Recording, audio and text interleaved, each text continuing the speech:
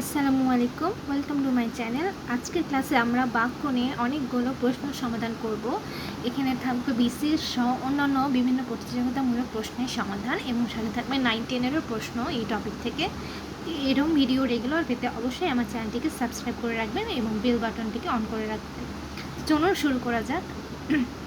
প্রথম প্রশ্নটি, তিনি বিদ্বান, তিনি সর্বত্র আদরণীয়, এটি কোন ধরনের বাক্য? এটি হবে উত্তর খ, জটিল বাক্য। জটিল বাক্য বলতে আমরা কি বুঝি? যখন একটি খণ্ড বা আশ্রিত বাক্য থাকে এবং পরেরটি স্বাধীন বাক্য থাকে এবং তারপরে নির্ভরশীল হয়। জটিল বাক্যের আরেকটা নাম কিন্তু মিশ্র বাক্য। তাতে সমাজ জীবন চলে না, এই বাক্যটির অন্তর্থক রূপ কোনটি? অর্থাৎ হ্যাঁ বোধক রূপ। তো গ উত্তর হবে তাতে সমাজ জীবন অচল হয়ে পড়ে। 3 নম্বর প্রশ্ন, বাক্যে দুটি অংশ থাকে, উদ্দেশ্য ও বিধেয়। উত্তর হবে এবার আমার একটি বিচিত্র অভিজ্ঞতা হলো, এ বাক্য কোন ধরনের? এটি হবে নির্দেশতা। কোনটি সার্থক বাক্যের গুণ নয়? উত্তর হবে গ, আকাঙ্ক্ষা, যোগ্যতা, আসক্তি। এটা আমরা জানি সার্থক বাক্যের 3টি গুণ। মিথ্যাবাদীকে সবাই অপছন্দ করে, বাক্যটিতে নেতিবাচক বাক্যে রূপান্তর করলে হয় গ, মিথ্যাবাদীকে কেউ পছন্দ করে না।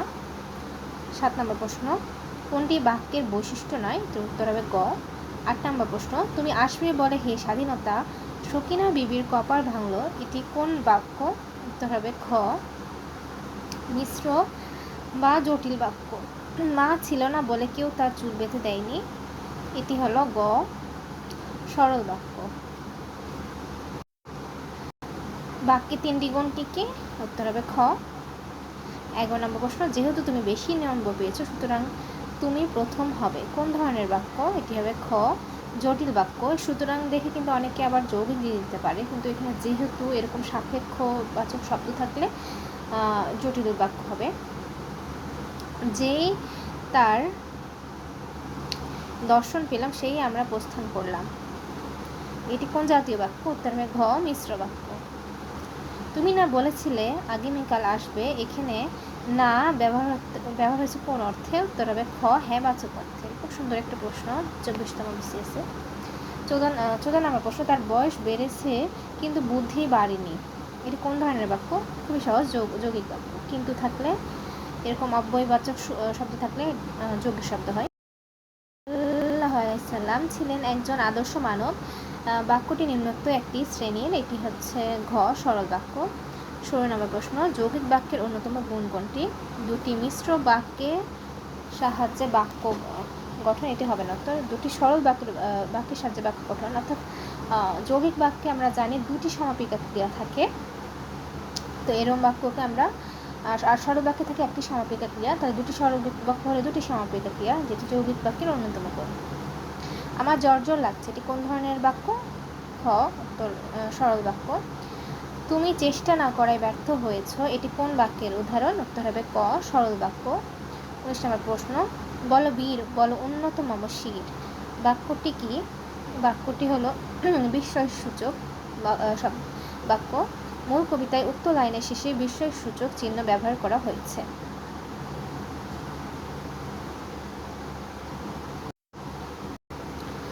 যদি তারে নাই চিনি গো, সে কি আমায় নেবে চিনে, এটি একটি জটিল বাক্য। 21 নম্বর প্রশ্ন, সরল বাক্যকে জটিল বাক্যে রূপান্তর করুন।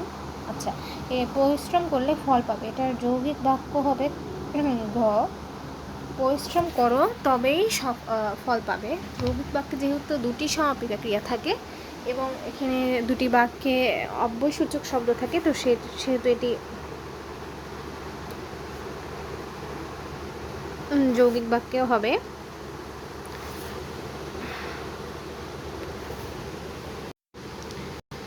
সকল অহংকার হে আমার ডুবাও চোখের জলে, বাক্যটি সরল বাক্য। 23 নম্বর প্রশ্ন, এক বা একাধিক শব্দ দিয়ে গঠিত পূর্ণ অর্থবোধক ভাষিক একককে কি বলা হয়? উত্তর হবে ক, বাক্য।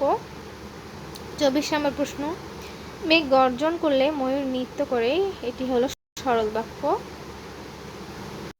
25 নম্বর প্রশ্ন, গঠন অনুসারে বাক্য কত প্রকার? ঘ 3 প্রকার, সরল বাক্য, যৌগিক বাক্য, জটিল বাক্য। 26 নম্বর প্রশ্ন, ভদ্রলোকটি পিছনে লেগেই রয়েছে, কি যে বিপদ? এই বাক্যে কি অর্থের? বিরক্তি অর্থে। 27 নম্বর প্রশ্ন, আমি যাব তবে কাল যাব, এটি হয়তো যৌগিক বাক্য। 28 নম্বর প্রশ্ন, যে সব পশু মাংস খায় তারা অনেক বলবান হয়, বাক্যটির সরল রূপ হবে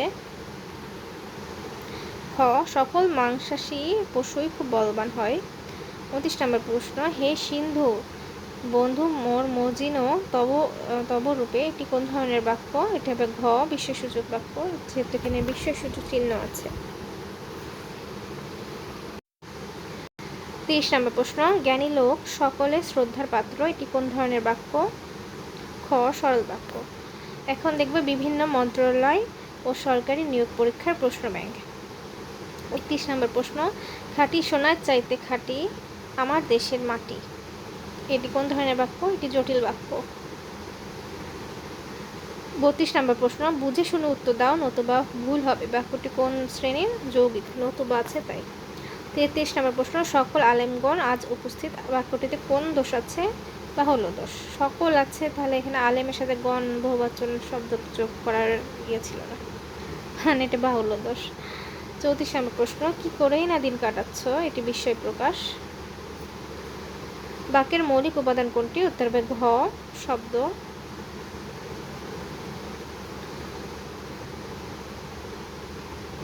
36 নম্বর প্রশ্ন, আমরি বাংলা ভাষা চারণে আ দ্বারা কি প্রকাশ পেয়েছে? উত্তর হবে খ আবেগ।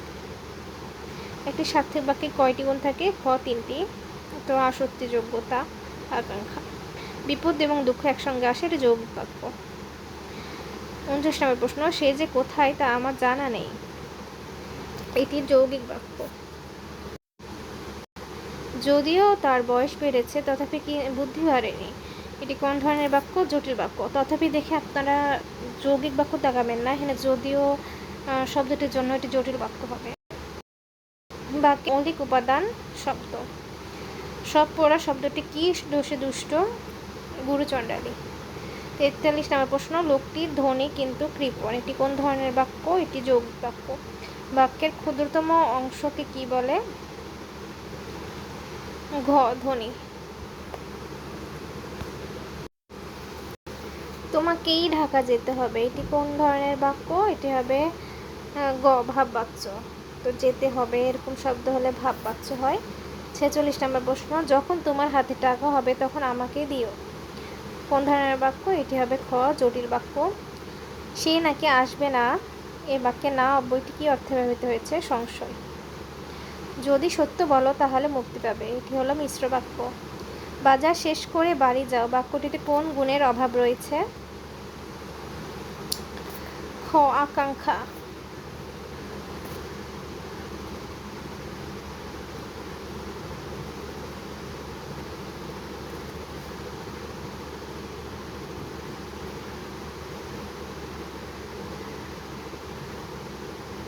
যদি বৃষ্টি হয় তবে মেঘ হবে না, এটি জটিল বাক্য। কোনটি বাক্যের বাহন? উত্তর হবে ক শব্দ। সুন্দর একটা প্রশ্ন। 52 নম্বর প্রশ্ন, সে বলতে চায় তথাপি বলে না, এখন এটা যৌগিক বাক্য। এর আগে দেখেছিলাম তথাপি ছিল, কিন্তু জটিল বাক্য হয়েছিল, কারণ আগে যদিও ছিল, এখানে নাই, তাই এটি যৌগিক বাক্য হবে। আবার যে এটা হচ্ছে জটিল বাক্য হবে, কারণ যতই পরিশ্রম করো ততই ফল পাবে। এখন ততই যদি, যে, সে এরকম শব্দ যোগ হলে জটিল বা মিশ্র বাক্য হয়। ভাষার মূল উপকরণ কি? ভাষার মূল উপকরণ বাক্য।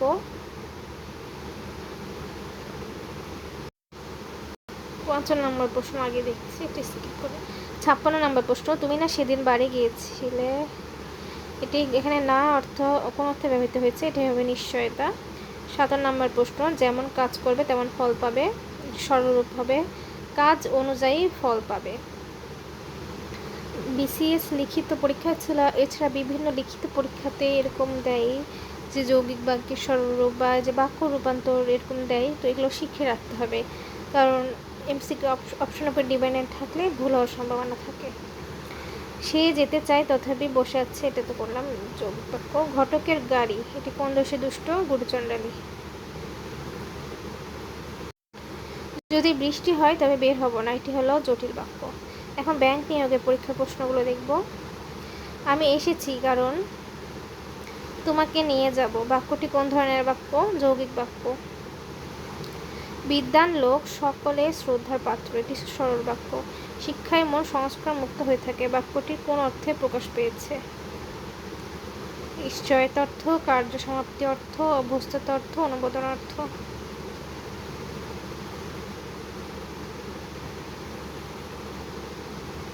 এটি হবে অভ্যস্ততা অর্থ। ভালো ফলে চেষ্টা করো, এটি কোন ধরনের বাক্য? এটি হবে অনুজ্ঞাবাচক বাক্য। সুশিক্ষিত মাত্রই স্বশিক্ষিত, এটা সরল বাক্য। হাসান নিয়মিত পড়াশোনা করে বলে পুরস্কার পায়, বাক্যটি জটিল। এই জটিল বাক্যে সরল রূপ হবে ক, নিয়মিত পড়াশোনা করার কারণে হাসান পুরস্কার পায়। নিচের কোনটি সরল বাক্য তা নির্ণয় করো। উত্তর গ, ইহাদের মতো রূপবতী রমণী আমার অন্তপুরে নাই। নিচের কোনটি নেতিবাচক বাক্য? উত্তর হবে এটি খ, হৈমত তাহার অর্থ বুঝিল না। গরু আকাশে উড়ে, এটা যোগ্যতার অভাব। বাক্যের অর্থসঙ্গতি রক্ষার জন্য সুশৃঙ্খল পদবিন্যাস হলো আসক্তি। একটি মাত্র কর্তা ও একটি মাত্র সমাপিকের ক্রিয়ার দ্বারা গঠিত বাক্যকে বলা হয় সরল বাক্য। কোনটি সরল বাক্য? উত্তর হবে ঘ, ধর্ময় অহংকার। ৭৩ নম্বর প্রশ্ন, কোনটি অর্থোক্ত বাক্য অর্থাৎ অস্তিবাচক বাক্য হবে, মানে হ্যাঁ বোধক। এটার উত্তর হবে ঘ, জায়গাটা নির্জন। কোনটি সরল বাক্য? উত্তর হবে ঘ, তুমি অধম বলে আমি উত্তম হব না কেন। এটা কপোলকাণ্ডলা উপন্যাস থেকে নেওয়া। পড়া শেষে খেলতে যাবে, এই বাক্যে কোন লক্ষণ প্রকাশিত? উত্তর হবে ঘ, অভিপ্রায়। যদি সত্য বলো তাহলে মুক্তি পাবে, এটি কোন ধরনের বাক্য? মিশ্র বাক্য। সেখানে কেউ নেই, এটি হবে নির্জন জায়গা। তো ৭৮ নম্বর প্রশ্ন, এত ধন দৌলত কি লাভছ কেন? তুমি কি দানবীর মহসিন হলে নাকি? এ বাক্যে কোন মহসিনের কথা বলা হয়েছে? হাজী মোহাম্মদ মহসিন। সরল বাক্যের প্রধান অংশ কয়টি? দুইটি। কর্তা সব ক্রিয়া। কোনটি অস্তিবাচক বাক্য? উত্তর হবে ঘ, আপনি আমায় অবিশ্বাস করেছেন। রক্ষই ভক্ষক, এটির উত্তর হবে খ, সরল। তার বয়স হলেও বুদ্ধি হয়নি, এটির উত্তর হবে ক, সরল বাক্য। ৮৩ নম্বর প্রশ্ন, মা বাবার সেবা করো, এটি কিন্তু অনুজ্ঞাসূচক বাক্য। তিনি যখন চাঁদপুরে থাকতেন তখন প্রত্যর্য নদীর তীরে হাঁটতেন, এটি জটিল বাক্য। বাংলাদেশকে যেন জয়লাভ করে, এটি প্রার্থনাসূচক বাক্য। ৮৬ নম্বর প্রশ্ন, সরল বাক্য রূপান্তর করো। যদি আমার কথা না শোনো ভবিষ্যতে অনুতাপ করবে, উত্তর হবে গ, আমার কথা না শুনলে ভবিষ্যতে অনুতাপ করবে। ৮৭ নম্বর প্রশ্ন, সে আসতে চায় তথাপি আসে না, উত্তর হবে গ, যৌগিক বাক্য। ৮৯ নম্বর প্রশ্ন, বিপদে মোরে রক্ষা করো, এ নহে মোর প্রার্থনা, এটা কিন্তু অনেকে ভুল করে থাকে, এটি সরল বাক্য হবে। এখানে খেয়াল করে দেখেন আপনারা, এখানে হচ্ছে একটি মাত্র সমাপিক ক্রিয়া আছে, রক্ষা করো, আর এ নহে মোর প্রার্থনা, এটি কিন্তু এখানে আর কোনো ক্রিয়া নাই। তো একটি মাত্র সমাপিকা ক্রিয়া থাকলে সেটিকে বলে আমরা সরল বাক্য। ৯০ নম্বর প্রশ্ন, রাত্রিতে রৌদ্র হয়, এ বাক্যে কিসের অভাব? উত্তর হবে খ, যোগ্যতা। এখন আমরা বিশ্ববিদ্যালয়ে ভর্তি পরীক্ষার প্রশ্ন দেখব। ৫১ নম্বর প্রশ্ন, সিনট্যাক্স শব্দটি বাংলা পারিভাষিক রূপ হলো, উত্তর হবে গ, বাক্য প্রকরণ। এই সেম প্রশ্ন এবারে যে কততম BCS হলো 50তমতেও দিয়েছিল। ঠিকভাবে উপমা ব্যবহার না করলে বাক্য হারায় যোগ্যতা। মাংসভোজী শব্দটি কোন বাক্যে সংকুচিত রূপ? উত্তর হবে গ, সরল বাক্য। কাজটি শেষ করার জন্য সে আদা কাঁচকলা খেয়ে নেমেছে, আদা কাঁচকলা মানে কিন্তু শত্রুটা, এটা হবে না, এটা এখানে যোগ্যতা হারিয়েছে বাক্যটি। সারাদিন আমি যেন ভালো হয়ে চলি, বাক্যটি ইচ্ছাবাচক। কোনটি কী বাচক বাক্য এগুলো একটু খেয়াল রাখতে হবে। তিনি আর নাই, এটি সরল বাক্য। কালো মেঘে চারদিকে মৌ মৌ করছে, বাক্যে কোন গুণের অভাব রয়েছে? এটা একটা যোগ্যতা। বাক্য গঠনের সাধারণ নিয়ম হলো কর্তা কর্ম ক্রিয়া। একটি সরল বাক্যে সর্বোচ্চ একটি সমাপিত ক্রিয়া থাকে। বাক্য কি? ভাষার বৃহত্তম একক। এমন দিনে তারে বলা যায় এমন ঘন ঘোর বরিশাল। এটি হলো জটিল বাক্য। বাক্য গঠনের মূল উপাদান পদ। তাহলে শব্দটিতে কোন দোষ ঘটেছে? ঘ বাহুল্য দোষ। বাক্যের মধ্যে স্থান বা প্রত্যেকটি শব্দকে কি বলে? পদ। বাক্যের মধ্যে একাধিক শব্দের গুচ্ছকে বলা হয় বর্গ। বাক্যে ক্রিয়াকে যে চালায় তাকে বলা হয় কর্তা। সজল স্কুলে যায়, এটি এখানে বাক্যের উদ্দেশ্য সজল। একটি মূল বাক্যের অধীনে আশ্রিত বাক্য থাকলে তাকে বলা হয় জটিল বাক্য। একাধিক বাক্য যোজকের মাধ্যমে মিলে যে বাক্য গঠন হয় তাকে বলা হয় যৌগিক বাক্য। বাক্যের বিধেয় অংশে ক্রিয়া থাকা না থাকার বিবেচনায় বাক্যকে কত ভাগে ভাগ করা হয়? 2 ভাগে। আচ্ছা, এটা কিন্তু যে সক্রিয় বাক্য আর হচ্ছে অক্রিয় বাক্য। বাক্যের অবজেক্ট যেটা বলি আমরা, যে অবজেক্ট থাকলে সেটা সক্রিয়, না থাকলে অক্রিয়। আর অবজেক্ট চেনা যায় হচ্ছে কি বা কাকে দ্বারা প্রশ্ন করে। আর সাবজেক্ট কীভাবে চিনি বা কর্তা চিনি হচ্ছে কে বা কারা। তো এই জিনিসগুলো একটু খেয়াল রাখবো। কোনো কিছু দেখে বা শুনে অবাক হলে এটা তো হচ্ছে আবেগবাচক বাক্য। বাক্যের 2টি প্রধান অংশ উদ্দেশ্য ও বিধেয়। বাক্যের উদ্দেশ্য সম্পর্কে যা বলা হয় তাকে কি বলে? বিধেয়। বিধেয় ক্রিয়ার বিশেষ অংশকে বলা হয় উদ্দেশ্য। বাংলা বাক্যের উদ্দেশ্য সাধারণত কোথায় বসে? বাক্যের শুরুতে। এইসব মিলে তৈরি হয় চিনি বা শর্করা। এইসব মিলিয়ে এটি কিন্তু বিধেয়ের প্রসারক। কারণ বলি, বিধেয় মানে কি? উদ্দেশ্য নিয়ে যা বলা হয় তাই বিধেয়। তো যা বলা হয়, তো এখানে কি তৈরি হচ্ছে? চিনি বা শর্করা। এইসব মিলিয়ে তাই এখানে বিধেয় প্রসারক। বিধেয়কে প্রসারণ করলে সেই শব্দগুচ্ছকে বলা হয় বিধেয় প্রসারক।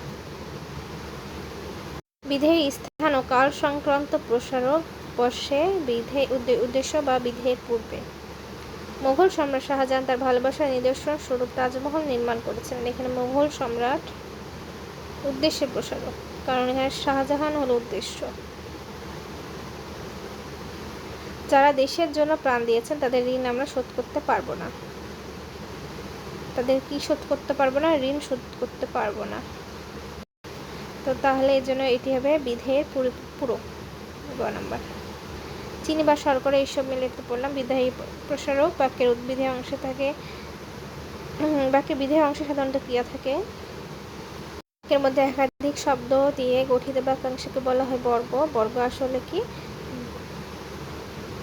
বর্গ আসলে ধ্বনিগুচ্ছ দেওয়া, এখানে এটা বলেছে শব্দগুচ্ছ হবে। বিশেষ্যের আগে এক বা একাধিক বিশেষণ পদ মিলে যুক্ত হয় বিশেষ্য বর্গ। আমটা দেখতে ভারী সুন্দর, এখানে বিশেষণ বর্গ হবে এটি। যেখানে আসলে এটার পরে আন্ডারলাইন ছিল, এটি নিচের কোন বাক্যে বিশেষ্য বর্গ রয়েছে? তা আমার ভাই, এখানে কিন্তু ভাই বিশেষ্য, আমার ভাই দুটি শব্দগুচ্ছ মিলে বিশেষ্যটা, এটা হলো বিশেষ্য বর্গ। তো বন্ধুরা, এটি ছিল আজকের আমার তৈরি করা পিডিএফ। আমি বই থেকে কালেক্ট করেছি এবং আপনাদের সাথে শেয়ার করছি। আমি নিজেও চাকরির প্রিপারেশন নিচ্ছি এবং এগুলো ভিডিও আপলোড দিই। যারা বই নাই বা অনলাইনে প্রিপারেশন নিতে চাই তাদের জন্য ভিডিওগুলো উপকার আসলে অবশ্যই লাইক, কমেন্ট, শেয়ার ও সাবস্ক্রাইব করে পাশে থাকবেন। আল্লাহ হাফিজ।